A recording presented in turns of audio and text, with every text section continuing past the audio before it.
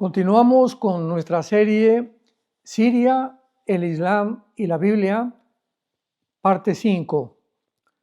Muy bien, vamos a referirnos en esta conferencia acerca del linaje del anticristo, que es muy importante, porque muchas personas han usado por muchos siglos Daniel 26, que dice así: y después de las 62 semanas se quitará la vida al Mesías, mas no por sí, y el pueblo de un príncipe que ha de venir destruirá la ciudad y el santuario, y su fin será con inundación, y hasta el fin de la guerra durarán las devastaciones. Entonces, han usado este versículo para enseñar que el anticristo surgiría de Europa. Sin embargo, vayamos a examinar el resto de este versículo para determinar de una forma más clara y más correcta el verdadero linaje, ya sea europeo o islámico, de donde surgirá el anticristo. Y dice así el versículo 27: y por otra semana confirmará el pacto con muchos, a la mitad de la semana hará cesar el sacrificio y la ofrenda, después con la muchedumbre de las abominaciones vendrá el desolador hasta que venga la consumación y lo que está determinado se derrame sobre el desolador. Muy bien, aquí vemos claramente que pues la ciudad referida, por supuesto, que es Jerusalén, y el santuario es el templo judío que existía en Jerusalén en tiempos de Jesús. Entonces, el linaje del anticristo está como escondido, o mejor podríamos decir, revelado a través de la frase el pueblo del príncipe. Ahí está la clave. En el año 68 después de Cristo, los judíos se rebelaron contra Roma, por lo que el emperador romano envió a la 10ª legión, comandada por el general Tito, para aplastar esta rebelión. En el cumplimiento completo de la profecía de Daniel 9:26, saquearon Jerusalén y destruyeron completamente el templo. Por causa de que Tito era romano y el ejército pertenecía a Roma, se dedujo que el anticristo saldría de Roma. Pero si volvemos a examinar este versículo de Daniel, es el pueblo del príncipe. Repito, es el pueblo del príncipe que ha de venir y el que realmente destruyó Jerusalén y el templo. Por tanto, es del pueblo de esta invasión de donde el anticristo surgirá o provendrá. Al examinar históricamente la 10ª legión romana, nos dará mucha más luz acerca de nuestra investigación.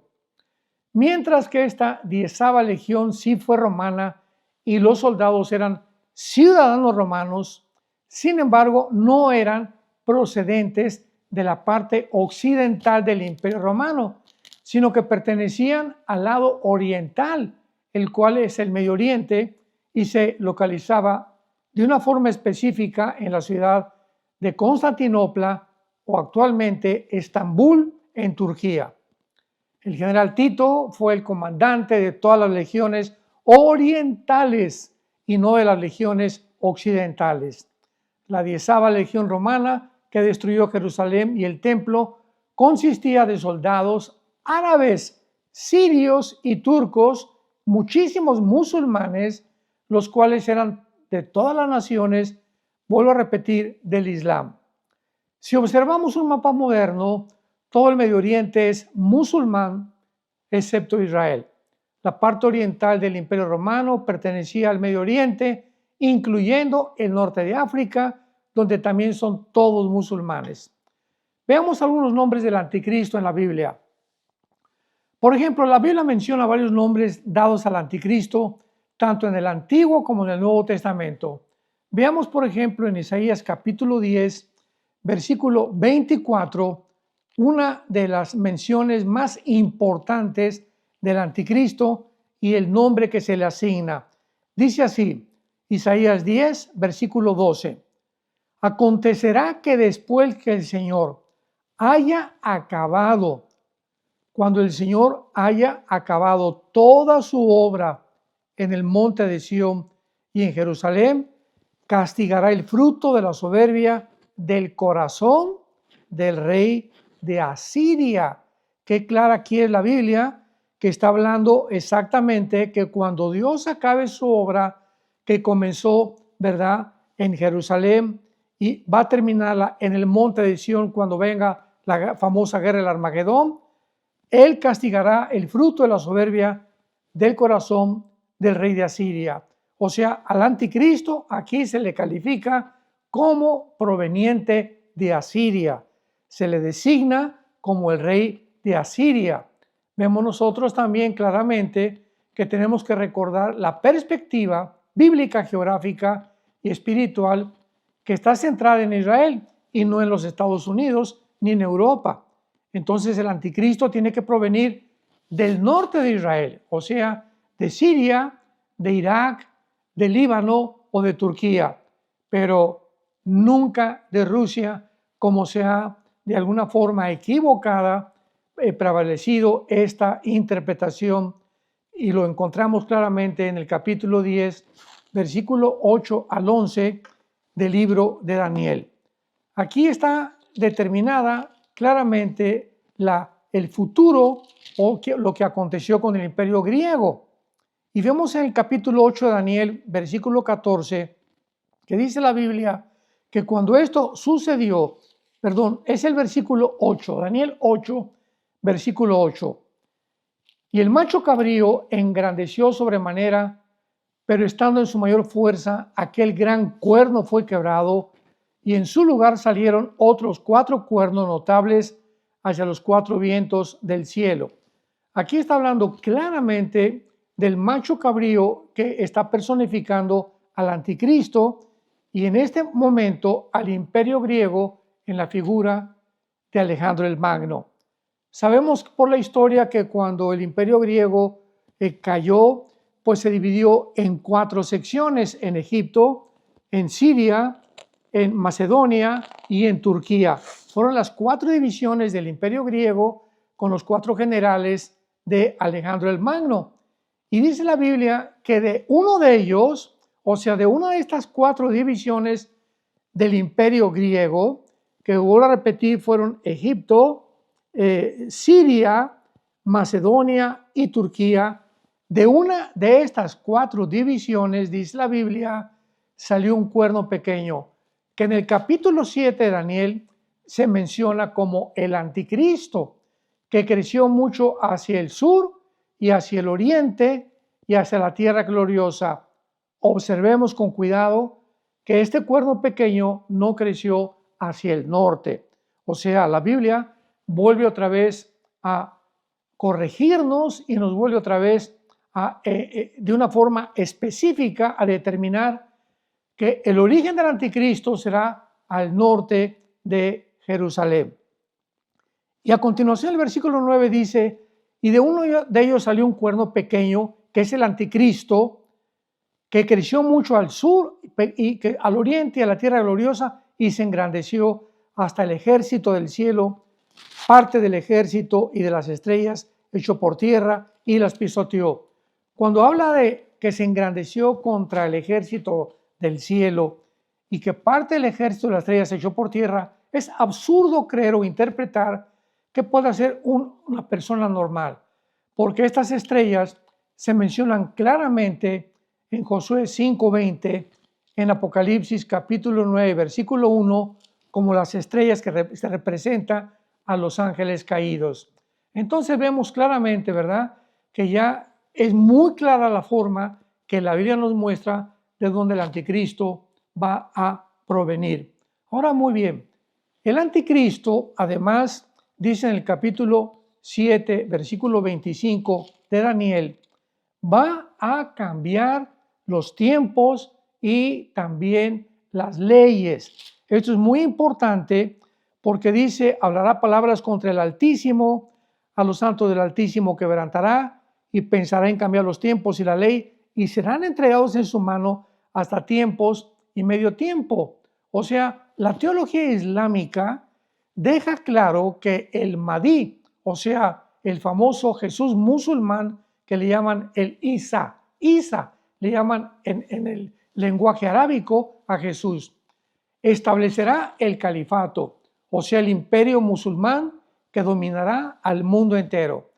El califa es para los musulmanes lo que para los católicos es el papa. No ha habido un califato o un califa desde 1923, cuando cayó el Imperio Otomano con la derrota de la Primera Guerra Mundial. El Islam tiene sus propias reglas y leyes llamadas la ley Sharia, bajo la cual todos los musulmanes, de una forma muy estricta, tienen que vivir. Muy bien, sus objetivos es que además quieren reemplazar las demás leyes y las reglas de las naciones. Nosotros en las naciones occidentales funcionamos con el calendario gregoriano de 365 días que incluye antes y después de Cristo, pero los musulmanes operan bajo otro calendario llamado Hijra, con H, Hijra, y para ellos el año primero fue en el año 622 después de Cristo, cuando Mahoma emigró de la Meca a Medina. El Mahdi anticristo forzará a todo el mundo a quedar bajo su calendario, como lo dice, lo acabamos de leer, Daniel 7:25, que cambiará completamente las leyes del calendario. En Daniel capítulo 11, versículo 37, encontramos otro aspecto del anticristo que dice así: del Dios de sus padres, esto es muy importante, del Dios de sus padres no hará caso, ni del amor de las mujeres, ni respetará a Dios alguno, porque sobre todo se engrandecerá. Aquí es importante poder deducir claramente que la palabra Dios en el original hebreo es la palabra Elohim, o sea, algunas tradiciones dicen Dios de sus padres, lo cual conlleva la falsa creencia que el anticristo tenía que ser judío, porque la palabra Dios, dice, es singular. Sin embargo, la palabra hebrea usada aquí es Elohim, que es un plural, o sea, dioses y no Dios, por lo cual debería leerse el anticristo no hará caso de los dioses de sus padres. Vemos claramente la diferencia. Antes, ¿verdad? Mahoma, como los árabes, adoraban a 360 dioses y Alá era la diosa luna, de ahí la luna creciente que representan en su bandera islámica. Mahoma comenzó a declarar que todos los demás dioses eran falsos y que Alá era el único Dios, por lo que Mahoma no hizo caso de los dioses de sus padres y tampoco lo hará del Mahdi anticristo. Ahora, vemos también a continuación que el anticristo en el mismo versículo no hará caso del amor de las mujeres. Estas palabras se han prestado a tres diversas interpretaciones. La primera es que el anticristo será un homosexual. La segunda, que no hará caso por el deseo de las mujeres judías que quieran dar luz al Mesías. Y la tercera es que el Islam es opresivo, cruel y menospreciativo hacia las mujeres. El Islam enseña que las mujeres solo tienen la mitad del cerebro. Eso es lo que enseña el Islam, que el hombre la puede abandonar en cualquier momento y bajo cualquier pretexto, y que solo dos mujeres pueden testificar contra un hombre. Una mujer musulmana no puede casarse con un hombre no musulmán, pero un hombre sí puede casarse con una mujer no musulmana. Si una mujer musulmana comete adulterio, el marido la puede cortar, le puede cortar la cabeza y la puede matar a pedradas. Además, los hombres musulmanes reciben en el paraíso cuando mueren a 72 vírgenes. Esto se encuentra en el Corán, en la Sura 78, versículo 31. Por lo cual no nos sorprende que los hombres musulmanes quieran morir como mártires. Y podemos preguntarnos en este momento, ¿por qué las mujeres o por qué hay mujeres musulmanas suicidas con bombas? ¿Qué las motiva? La respuesta es el miedo. Mahoma enseñó que Alá le había dicho que el infierno estaba lleno de mujeres, lo cual ha asustado a las mujeres musulmanas. Morir e ir al infierno sin haber muerto como mártires. Entonces, esta es la mejor interpretación, que es la primera, ¿verdad? El anticristo será verdaderamente una persona que provenga del Islam. Va a cambiar las leyes, va a cambiar las leyes mediante la ley Sharia, y finalmente, como lo dice el versículo 37 de Daniel 11, será un homosexual. No hará caso de las mujeres, pues no tendrá tiempo, ¿verdad?, ni siquiera de formar una familia, porque vendrá exclusivamente con la ambición tan grande que ha prevalecido desde la Torre de Babel, el control de un mundo global.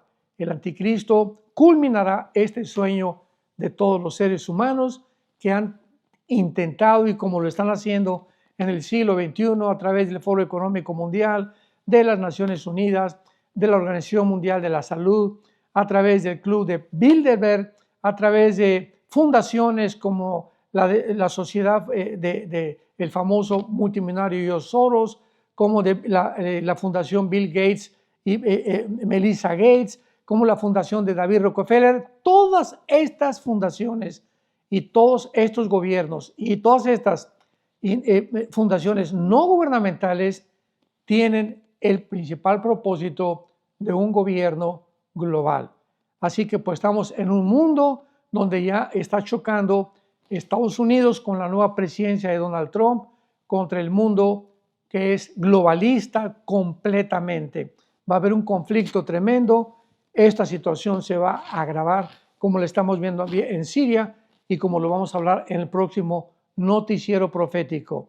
El mundo está en un hoyo express y voy a repetir, yo lo percibo de esta manera: el patriota o el mundo patriota o el mundo nacionalista que representa actualmente Estados Unidos contra un mundo globalista de los medios de comunicación, de los gobiernos, de las fundaciones, de las sociedades secretas que están tratando de impedir que nadie pueda restringir la pavimentación del surgimiento del próximo dictador mundial, que será el anticristo. Tenemos que orar por los gobernantes, como la Biblia dice en 1 Timoteo capítulo 2, del 1 al 4. Tenemos que orar principalmente por el presidente Donald Trump. Tenemos que orar por todos los demás líderes mundiales para que podamos tener una clara definición de lo que el Espíritu Santo quiere decir con el próximo gobierno mundial. Así que estamos ya muy cerca de ver de qué forma el Islam actualmente en Siria está haciendo una revolución tremenda. Los drusos en el sur de Siria, Israel los está apoyando. En el norte de Siria, Turquía está controlando y quiere controlar, ¿verdad?, a los kurdos y estos rebeldes sirios dirigidos por un hombre llamado Al-Jolani, que se acaban de levantar actualmente en Siria y están causando una, otra y otra guerra civil que va a precipitar otra vez a las naciones árabes y a las naciones de la Unión Europea e inclusive Rusia y Estados Unidos en otra guerra en el Medio Oriente. Estamos en un mundo donde claramente los protagonistas están delante de nuestros ojos. Oremos pues para que podamos, mientras viene Jesucristo por nosotros, tener una claridad y no oír todo lo que los medios de comunicación nos tratan de pervertir y nos tratan de distorsionar completamente para hacer de personajes o de unos o de otros que son los diablos y que esta es la nación y que por qué los aranceles de Trump, sin que nos demos cuenta el trasfondo bíblico del mundo espiritual que está actuando en el mundo físico donde tú y yo vivimos, en la dimensión física visible donde un mundo espiritual está tratando de controlar al mundo para llevarlo a una tercera guerra mundial. Les esperamos para la parte séptima de esta serie, Siria, el Islam y la Biblia. Que Dios les bendiga.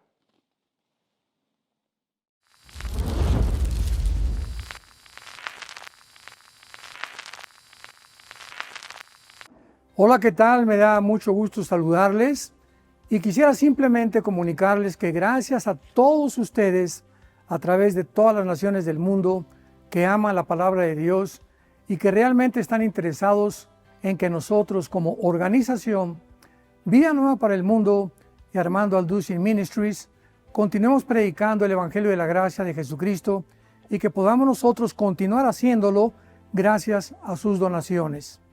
Este año cumplimos 46 años de ministerio, 46 años donde hemos predicado, hemos enseñado, hemos tenido seminarios y de diferentes formas de estudios bíblicos alrededor del mundo y hemos pensado y considerado de una forma fiel el Evangelio de la sana doctrina de Jesucristo. Nosotros, con todas estas donaciones, tenemos que sostener pastores, misioneros, obras, equipos de televisión y aún continuamos buscando la manera de poder elevar este ministerio. Hasta este momento quiero que ustedes estén enterados que no tenemos una sola propiedad como organización y así hemos trabajado durante 46 años porque le damos la importancia a la evangelización, a las misiones y también a los hombres de Dios para levantar más pastores. Le damos las gracias y que pueda Dios con su gracia tocar sus corazones y que puedan ustedes invertir en un terreno donde es fructífero, porque creemos que ha producido bastante buen fruto para la gloria de Dios. Gracias, muchas gracias por sus aportaciones y por las donaciones que sabemos ustedes continuarán haciendo para que podamos continuar siendo fieles en la predicación del Evangelio de la gracia de Dios. Que Dios les bendiga.